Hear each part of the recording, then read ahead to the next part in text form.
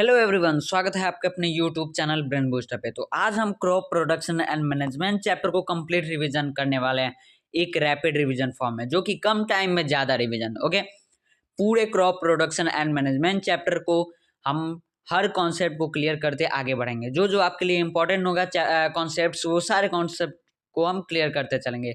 तो एक एक करके स्टार्ट करते हैं एंड इस क्लास को हम 30 मिनट से पहले ख़त्म कर देंगे। ओके, तो एक एक करके देखते हैं, आगे बढ़ते हैं। तो फर्स्ट है फसल। फसल किसे कहते हैं? फसलें वे पौधे होते हैं जिन्हें भोजन के लिए बड़े पैमाने पर उगाया जाता है। ओके, यानी कि crops are plants that are grown a large scale for food. यानी कि जो फसल है इसको हम बड़े पैमाने पे उगाते हैं, यानी कि लार्ज स्केल पे भोजन के लिए। ओके, तो एंड जो फसल होता है वो कितने टाइप्स के होता है? तो मेनली 2 टाइप्स के होते हैं, एक खरीफ फसल एंड सेकेंड रबी फसल। ओके, रबी फसल।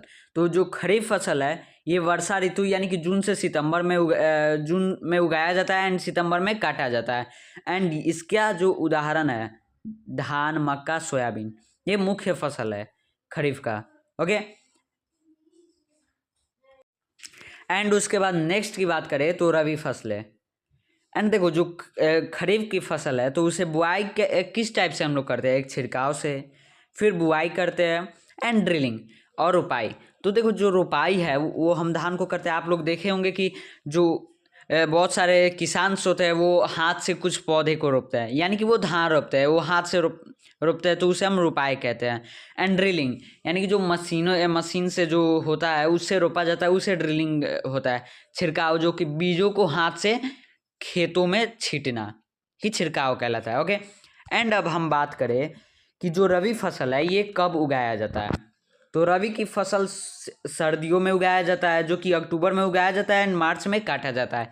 इसमें कौन कौन सी फसल है? तो गेहूं हो गया, चना हो गया एंड मटर। ओके, गेहूं, चना, मटर। एंड अब एक और चीज़, जो खरीफ की फसल है इसको मिट्टी इसके लिए कौन सी मिट्टी अच्छी होती है? तो जलोढ़ दोमट मिट्टी, यानी कि यहाँ पे है एलुवाइल लोम विद कैले सोइल अंडरनीथ। ओके, एंड जो क्रॉप्स जो खरीफ क्रॉप्स है वो राइस, मैज और सोयाबीन इसका इम्पोर्टेंट हो गया। ओके, ये जो फसल है उगाए जाते हैं। आप ये मेथड जान गए, सोइंग मेथड से कौन कौन है? Spraying, sowing, drilling and transplanting. And देखो, जो ये ट्रांसप्लेटिंग है यानी कि रोपाई, ये कैसे होता है? पहले हम बीजों को एक जगह रोप देते हैं। ओके, वहाँ पे कुछ बड़े बड़े पौधे हो जाते हैं, फिर वहाँ से हम जहाँ पे बड़े पैमाने पे रोपा जाता है वहाँ पे आके उसे रोप देते हैं, तो इसे हम रोपाई कहते हैं, यानी कि ट्रांसप्लेटिंग। ओके, एंड जो रबी की फसल है वो कब उगाया जाता है? विंटर सीजन में अक्टूबर में रोपा जाता है एंड मार्च में काटा जाता है। ये इसके कौन कौन से उदाहरण है? Wheat, gram and peas. Okay, इसके लिए मिट्टी कौन सी चाहिए? चिकनी, एक सेकेंड, इसके लिए हमें मिट्टी चाहिए चिकनी, दोमट मिट्टी या काली मिट्टी, यानी कि क्ले, लोम और ब्लैक सोयल। बुआई के तरीके छिड़काव, बुआई, ड्रिलिंग, यहाँ पे भी सेम प्रोसेस है, स्प्रेइंग, सोइंग और ड्रिलिंग। ओके, तो ये आप रबी फसल और खरीफ फसल यानी कि रबी क्रॉप एंड खरीफ क्रॉप्स आप समझ गए। यानी फसल मेनली 2 टाइप्स के होते हैं, ये आप समझ गए कि किस प्रकार से इसे रोपा जाता है, काटा जाता है, किस मंथ में उगाया जाता है, कैसी मिट्टी चाहिए। ओके, एंड अब इसमें से क्वेश्चन कैसे आता है, ये आपके मन में होगा कि भैया ये तो पढ़ा दिए, अब इसमें से क्वेश्चंस कैसे आते हैं। तो देखो, आपसे पूछेगा कि खरीफ की जो फसल है वो कब उगाई जाती है, यानी कि जो खरीफ क्रॉप्स है वो कब उगाई जाती है। तो आप बोलेंगे वहाँ पे ऑप्शन ये भी रहेगा, वर्षा ऋतु रहेगा, या वहाँ पे मंथ दिया गया रहेगा, जून में, जुलाई में, या इस टाइप से क्वेश्चन रहते हैं। नेक्स्ट इस टाइप से रहेंगे कि खरीफ फसल के उदाहरण कौन कौन से हैं, उसमें धान दे देगा, मक्का दे देगा, या कुछ भी वेट दे देगा, मटर दे देगा, यानी कि पीस, ग्राम, ये सारी चीज़ें दे देगा एंड उसमें से एक को चुन के आपको लिखना है कि कौन सही है। ओके, एंड ये रैपिड रिवीजन फॉर्म है, सब चीज़ हम फटाफट से रिवीजन कर लेंगे। ओके, तो इतना आप समझ गए। एंड अब बात करें कि भैया जब हम फसल तो उगा लिए, फसल हम जान गए कि कब कब किस मौसम में उगाए जाते हैं, अब इसको हम रोपने के लिए क्या इसका कोई एक मेथड है, क्या एक प्रक्रिया प्रोसेस है? तो जी हाँ, first of all soil preparation. हम लोग सबसे पहले जब खेती की शुरुआत करते हैं, जब खेती करना स्टार्ट करते हैं तो सोइल प्रिपरेशन यानी मिट्टी की तैयारी हम करते हैं। अब मिट्टी की तैयारी कैसी होगी, एंड हम लोग मिट्टी की तैयारी कैसे करते हैं, यानी कि सोइल प्रिपरेशन कैसे करते हैं? The soil is made loose by ploughing and और टिलिंग, यानी कि ये हल चलाकर या जुताई करके। ओके, हल चलाकर और जुताई करके। हल आपने देखा होगा, इधर हल नहीं है, सॉरी। देखो, अगर हम आपके पास हल कुछ इस टाइप का रहता है, ये तो कुदाल है बट इस टाइप से एक हल रहता है। ओके, ये होए है, लेकिन यहाँ पे एक हल होता है जो कि सेम मतलब कि वो भी ऐसा ही रहता है। ओके, तो हल से या जुताई करके, जो ट्रैक्टर के पीछे लगा होता है नुकीला नुकीला, उससे जुताई किया जाता है ट्रैक्टर में लगा के। तो इसे एंड जो ये हम लोग सोयल प्रिपरेशन करते हैं, ये क्यों ज़रूरी है? जब हम सोयल को ढीला कर देंगे यानी कि उसे लूज कर देंगे तो क्या होगा, वो भुरभुरा बनेगा, भुरभुरा बनेगा। एंड जब भुरभुरा बनेगा तो उसमें जो भी हम बीज डालेंगे तो पौधे का जो रूट होगा, जड़ होगा, वो पूरा नीचे तक जाएगा। ऐसे समझो, देखो ये मिट्टी हो गई, ये मिट्टी हो गई, यहाँ पे ढीला कर दिया, लूज कर दिया हम लोग। अब यहाँ पे जो हम लोग पौधे उगाएंगे, जो यहाँ पे पौधे उगाएंगे वो अंदर तक उसकी जड़ें जाएंगी। अगर ये लूज रहेगी, अगर यही बज्जर यहाँ पे रहेगा, अंदर जाएगा? जल्दी नहीं जाएगा। जब हम वाटर डालेंगे यानी पानी डालेंगे, सिंचाई करेंगे, तो वो पानी भी आसानी से जाएगा जड़ तक। इसलिए हम लोग पहले मिट्टी की तैयारी करते हैं। ओके, इसके लिए उपकरण जो है हम लोग सबसे पहले हल से करते हैं। ओके, हल से यानी कि लकड़ी का पशु द्वारा चलाया जाने वाला है, यानी कि wooden animal driven animal driven. Okay, फिर खुरपी से हम लोग वीडिंग करते हैं, यानी कि निराई के लिए। कल्टीवेटर यानी कि ट्रैक्टर से चलने वाला, ये आप जानते हो। ये सारी उपकरणें यूज होती है जो कि फसल उत्पादन करने में। ओके, अब बात करें कि सेकेंड प्रोसेस क्या है, तो बीज बोना यानी कि बुआई यानी कि सोइंग। ओके, एंड जब हम बीज बोने से पहले एक और प्रोसेस करते हैं, बट यहाँ पे उसका जिक्र नहीं है। अब वो क्या है, तो देखो, जो सबसे पहले हम लोग हेल्दी सीड्स को फाइंड करते हैं। अब वो कैसे, ये आपका एक बर्तन हो गया। ओके, एक प्रोसेस बताता हूँ। ये आपका बर्तन हो गया। ओके, ये आपका बर्तन, यहाँ पे बहुत सारे वाटर्स है। अब हमने इसमें ये बीज हो गई, ये बीज हमने डाला ऊपर से। ओके, कुछ यहाँ नीचे आ गई, यहाँ सतह के पास, सरफेस पे, एंड कुछ ऊपर आ गए। अब इन दोनों में कौन हेल्दी है, इन दोनों में कौन हेल्दी है? तो नीचे वाला। क्योंकि देखो, अगर जो हेल्दी रहता है, जो एक मतलब कि उसमें जान रहती है, तो वो उसमें वजन रहेगा। जो खराब रहेगी उसमें वजन रहेगा नहीं रहेगा। एक आप देखो, इसको हम समझा रहे हैं इसलिए ऐसा कि आपको समझ में आए। अब जल्दी जल्दी आपको समझाना है। अगर हम बात करें कि अच्छे से समझाते हुए चलना चाहिए, तो उसके लिए हम 1 साल पहले वैसा करना चाहिए। लेकिन अभी रैपिड रिवीजन यानी कि 7 फरवरी को एग्ज़ाम है, 7-8, एंड अभी हम लोग जनवरी भी आ ही गया, इसलिए रैपिड रिवीजन हम लोग करा रहे हैं। ओके, फास्ट में। तो ये देखो, बीज जो है, बीज जो ऊपर वाला रहेगा वो खराब रहेगा, जो नीचे रहेगा वो एक सही बीज रहेगा, उचित बीज। जो किसान होते हैं वो सबसे पहले बीज को फाइंड करते हैं कि कौन सा बीज हेल्दी है यानी कि स्वस्थ है। ओके, जो नीचे रहेगा उसको लेकर वो रुपाई कर देते हैं, रोपते हैं यानी कि सोइंग करते हैं। एंड जो ऊपर रहेगा उसे बीज देंगे, क्योंकि वो खराब हो जाएगा, उसका कोई काम ही नहीं है। ओके, तो सेकेंड प्रोसेस एंड ये जो है सोइंग, तो बीजों को खेत में बोना सोइंग कहलाता है, यानी कि sowing seeds in the field. अब इसमें क्या क्या है, जो पारंपरिक फनल आकार का यंत्र, जो ये इस टाइप का एक होता है, ये होए है, बट इससे हम कोर के मिट्टी को उसमें बीज डालते हैं। ये एक आप चीज़ याद रख लेना कि इससे हम मिट्टी में कोड़ते हैं एंड उसमें हम लोग सीड्स को डालते हैं। ओके, जो विलेज से है उनको ये सारी चीज़ों को समझने में दिक्कतें नहीं होगी, क्योंकि वो एक आपने सामने वैसा प्रोसेस होते हुए देखते हैं। ओके।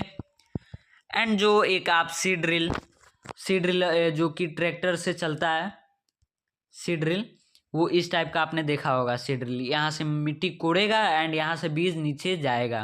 ओके, नीचे बीज गिरते जाएगा मिट्टी में एंड यहाँ से कोड़ते हुए आगे बढ़ेगा। ओके, आगे बढ़ेगा। ये आप इतना समझ गए। जो प्रोसेस फील्ड में डालना बीजों को, वो क्या कहलाएगा? सोइंग। ओके, ये जो हम लोग सोइंग क्या कहलाता है? सोइंग बीजों को खेत में बोना, सोइंग कहलाएगा। यानी कि sowing seeds in the field. हम एक ये जो है सीड ड्रिल, इससे भी इसको भी हम यूज में लाते हैं एंड ये होई को भी यूज में लाते हैं। ये पारंपरिक तरीका है। आपको दिखाते हैं हम, वो इधर नहीं है। ओके, तो देखो बीज बोना भी आप समझ गए, यानी कि सेकेंड प्रोसेस भी आप अभी समझ चुके हो। बीज बोना, फिर से मिट्टी को तैयार करना। ओके, थर्ड प्रोसेस ये कहता है, जो थर्ड प्रोसेस है, अभी आप सेकेंड प्रोसेस समझ गए अच्छे से। सेकेंड प्रोसेस क्या है? बीज को बोना। थर्ड प्रोसेस क्या है? जो पोषक तत्वों की पूर्ति, यानी कि सप्लाई ऑफ न्यूट्रिएंट्स। ये आपने देखा होगा, खाद एक प्रकार का है ये। ओके, ये क्या है? उर्वरक है। जो ये खाद है वो कहाँ पे बनता है? वो खेतों में आसानी से बन जाता है।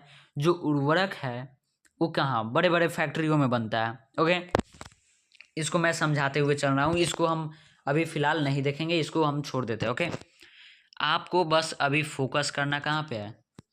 यहाँ पे फोकस करना है। ओके, तो देखो, जब हम ये इस जो खाद है, इससे उपज अधिक नहीं होता है एंड इससे उपज अधिक होता है, तो किसान क्या करता है?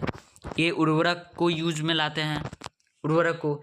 एंड जब हम उर्वरक को यूज में लाते हैं तो क्या इससे मिट्टी को अच्छा फायदा होता है? नहीं, इससे किसान को फायदा होता है, मिट्टी को इससे फायदा नहीं होता है। अब वो कैसे? जब उससे फायदा नहीं होता तो किसान क्यों यूज में लाते हैं? ऐसा होगा आपके मन में। तो देखो, जो ये मैन्योर है, मैन्योर, ये एक प्राकृतिक रूप से बनता है। ओके, अब ये प्राकृतिक रूप से कैसे? जो गाय के गोबर से होता है, गोबर, फिर से बहुत सारे कचरे, फल फूल के जो छिलके होते हैं वो उनसे बनता है। ये सारी चीज़ें से मिलकर ये खाद बनता है। उर्वरक जो रसायनों से बनता है, बहुत सारे केमिकल से मिलाकर ये बनता है। ओके, उर्वरक जो है, यानी कि फर्टिलाइजर। ये फर्टिलाइजर जो है वो कैसे बनता है? बड़े बड़े फैक्ट्रियों में। इसको हम कहीं भी आसानी से ले जा सकते हैं, ले आ सकते हैं, लेकिन खाद को थोड़ा ले आने जाने में दिक्कतें होती है। बट सबसे यूजफुल ये होता है। भले ही उपज कम होता है लेकिन मिट्टी की जो उर्वरता शक्ति है वो बनाए रखता है। अब वो कैसे? देखो, मिट्टी को सबसे पहले क्या चाहिए? ह्यूमस। ह्यूमस की प्राप्ति, जो कि खाद एक मतलब कि कुछ हद तक अच्छा करता है उसे। मिट्टी में पानी जब हम डालेंगे तो अच्छे से ये होगा, यूज होगा।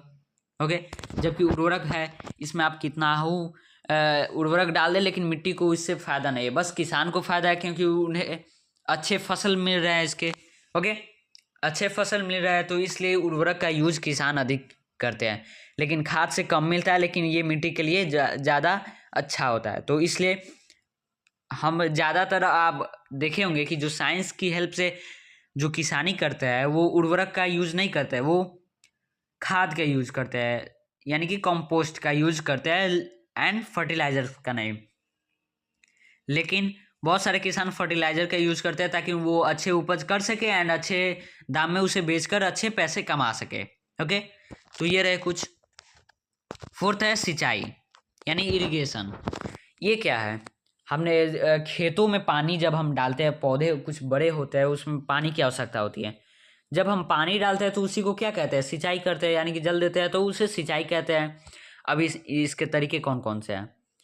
फर्स्ट, परंपरा की बात करें तो ये आपने कुआं देखा, ये कुछ आप नदी तालाब, ये सारी चीज़ें हैं। एंड अब हम बात करें कि जो आधुनिक मेथड है, यानी मॉडर्न मेथड, वो स्प्रिंकलर, फिर ड्रिप, ये दोनों। देखो, कुआं या जो नदी तालाब, ये सारी चीज़ें हैं, इनसे भले ही पानी अधिक यूजेज होती है। ओके, जबकि स्प्रिंकलर हो गई और ड्रिप हो गई, ये दोनों से पानी की भी बचत होती है एंड पौधों को उनके हिसाब से पानी यानी कि जल की पूर्ति हो जाती है। इसलिए अभी आज के आधुनिक ज़माने में यानी कि मॉडर्न में हम लोग ड्रिप का और स्प्रिंकलर का ज़्यादातर यूज कर रहे हैं। भले ही गांव में अभी कुएं तालाब ये सारी चीज़ों का यूज हो रहा है, लेकिन बहुत सारे जगह ये ड्रिप और स्प्रिंकलर का यूज हो रहा है। ओके, तो ये आप समझ गए। ओके, फिफ्थ है वीड कंट्रोल यानी खरपतवार नियंत्रण। देखो, अगर आप सुने होंगे कि जब एक पौधा है कि एक पौधा जो है वो उतना ही जब इसमें जल देंगे, पानी देंगे या कोई भी खाद्य पदार्थ डालेंगे, ये पौधा उतना ही लेगा। घास में भी डालेंगे तो सेम वो भी उतना ही सींच लेगा। तो देखो, जो फसल होती है, फसल के पौधे वो हमारे लिए यूज होती है। जो खरपतवार है उसका यूज होता है नहीं, इसलिए इसको हटाया जाता है। क्योंकि जब इसका यूज नहीं है, इसका जो ये फसल के बदले ये जो खरपतवार है ये उतना ही जब ले रहा है, जल में हिस्सेदारी ले रहा है, फिर से साथ ही साथ हर चीज़ में, धूप की रोशनी, ये सारी चीज़ें में जब सेम हिस्सा ले रहा है एंड इसका यूज नहीं है, तो क्यों ना इसको हटा दिया जाए कि जितना इसको और अधिक मिले तो ये अच्छा उपज करेगा। इसलिए हम लोग खरपतवार को हटाते हैं। खरपतवार को हटाने के लिए 2,4-D का यूज होता है। 2,4-D एक रासायनिक है। ओके, रासायनिक है जिसको एक छिड़काव किया जाता है। ओके, छिड़काव किया जाता है, एक केमिकल है।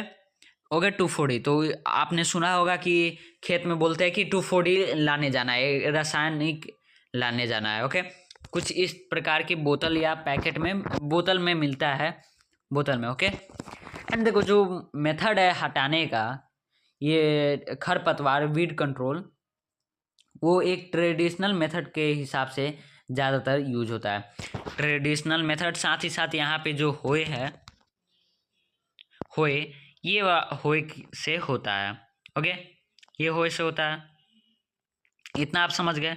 अब 6 है कि कटाई यानी हार्वेस्टिंग। जब आपने फसल उगा लिया, अच्छे से कटाई, जब आपने फसल उगा लिया, वीड पे नियंत्रण कर लिया, ये सारी चीज़ें कर लिए, मिट्टी को तैयार कर लिया, सिंचाई भी कर लिए, इरिगेशन, तो अब हम कटाई पे आते हैं। यानी कि हम फसल हो गए, अब उसको काट लेते हैं हम। ओके, तो एक ये ट्रेडिशनल मेथड हो गई, ये एक न्यू मेथड हो गई जो मॉडर्न मेथड में आती है। देखो, ये जो हाथ से काटा जाता है, ओके, हाथ से, एंड ये हो गया हार्वेस्टर, ये हार्वेस्टर मशीन है, इससे भी काटा जाता है। अब अभी हाथ से बहुत सारे जगह काटे जाते हैं। अभी भी आप गांव में होंगे तो हाथ से काटा जाता है, एंड आप शहर से हो, वहाँ पे अगर कहीं खेती वगैरह होती है, अच्छी उपज होती है, तो हार्वेस्टर से काटा जाता है धान। ओके, धान, गेहूँ, ये सारी चीज़ें, इतना समझ गए। फिर बारी आती है भंडारण यानी स्टोरेज। देखो, जो है भंडारण, आपने ऐसा बहुत सारे जगह देखा होगा कि हाँ, इसमें ले जाकर मुझे धान, गेहूँ या कोई भी चीज़ देना है। ये क्या है? ये वो जगह है जहाँ पे किसान अपने फसलों को सुरक्षित रखते हैं। यहाँ पे कैसे अब सुरक्षित होगा? यहाँ पे बहुत जो सूक्ष्म जीव होते हैं, माइक्रो ऑर्गेनिज्म्स, उनको हटाया जाता है, उनको कम रहता है यहाँ पे, इसलिए यहाँ पे रखा जाता है। जहाँ कम उपज होती है वहाँ ऐसे ड्रम में आपने देखा होगा गेहूँ रखते हुए, धान रखते हुए, या कुछ ऐसे जो रखते हुए आपने देखा होगा। अभी जो बड़े स्तर पे, जो लार्ज स्केल पे जो अभी भंडार किया जाता है, वो साइलो एंड अनाज भंडार गृह आपके गांव में अगर होंगे, वहाँ पे भी एक भंडार घर होगा, शहर में भी है, हर जगह ये एक भंडार गृह बनाया जाता है, यानी कि स्टोरेज हाउस, जहाँ पे अपना किसान अपना धान, गेहूँ, फसल यानी जो भी वो रख सकता है। ओके, जो सरकार खुद बनवाती है फ्री में। ओके, बहुत सारे जगह अपने अपने घर में ये आपने ड्रम देखा होगा, ड्रम में रखे जाते हैं। ओके, ब्लू ड्रम, तो इसमें रखा जाता है। ओके, ये कुछ हो गई। एंड अब ये आपका रैपिड रिवीजन था, जो कि हमने बहुत ही कम टाइम में, यानी कि 19 से 20 मिनट के अंदर हमने इसे ख़त्म कर दिया चैप्टर। यानी कि crop production and management chapter हमने 19 से 20 मिनट, यानी 19 to 20 मिनट में हमने ख़त्म कर दिया, जो इसमें हमने फसल के बारे में जाना, टाइप्स ऑफ क्रॉप्स, फिर उसके बाद जो process of crop production process, इसके में सोइंग, ओके, सोइल प्रिपरेशन, फिर सोइंग, फिर उसके बाद हमने supply of nutrients, irrigation, and उसके बाद हमने वीड कंट्रोल, फिर हार्वेस्टिंग एंड स्टोरेज। इतने थे जो आपके लिए बहुत ही ज़्यादा इम्पोर्टेंट थे। एंड ये जो चैप्टर था ये आपके लिए बहुत ही ज़्यादा इम्पोर्टेंट था। इसमें हर साल आप इसमें क्वेश्चंस आती है, इसलिए इस चैप्टर को अच्छे से पढ़ना। एंड देखो, एक और चीज़ आपको बताना चाहता हूँ, क्या हम जब ये फसल उगाते हैं, क्या हमें पौधों से ही खाने के लिए भोजन प्राप्त होता है? तो नहीं, हमें साथ ही साथ हमें बहुत सारे जानवरों से भी मिलता है, जानवरों से भी यानी एनिमल से भी मिलता है हमें भोजन। इसलिए हमें साथ ही साथ फसल के साथ साथ एनिमल्स की भी देख रेख करनी होती है। इसलिए आप एनिमल्स को देखो तो अच्छे से, जैसे अब एनिमल्स में क्या क्या मिलता है, जैसे अगर आप मुर्गी देखे हो, हैन, उनसे क्या क्या मिलता है?